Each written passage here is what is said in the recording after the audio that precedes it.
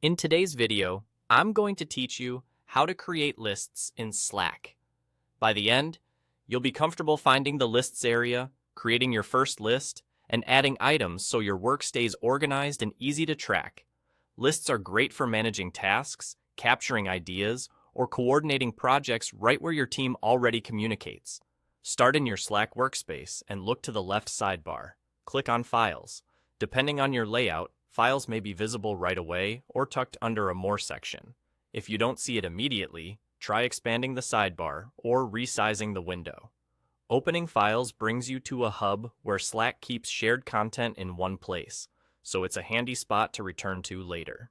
Inside the Files view, select Lists. This takes you to a dedicated space for the lists you or your team create. If you've never made a list before, this page might look a bit empty.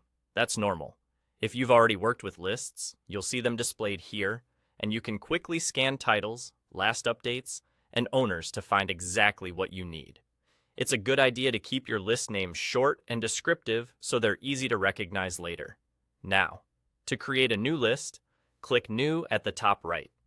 This opens a setup panel where you can give your list a clear name and, if available, a short description. Use a name that reflects the purpose, like Marketing To-Dos or Bug Triage. If your workspace offers visibility or sharing options, choose settings that match how you plan to collaborate, keeping in mind that sensitive work might be best kept to a smaller audience. Next, configure your list. This is where you define the structure that will make it useful. Add or adjust fields as your workspace allows.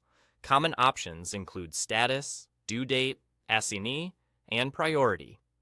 Keep your setup simple at first. You can refine it as your team adopts the list. Consistency matters, so agree on a few statuses or labels you'll all use, like Not Started, In Progress, and Done, to keep everything readable at a glance. Finally, start adding the items to your list.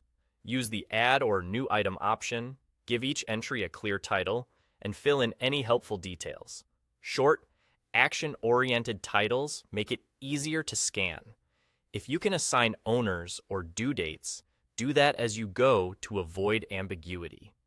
Group related items together, and don't hesitate to reorder them so the most important tasks appear at the top. And there you go. Your list is created, configured, and ready for action. That's all.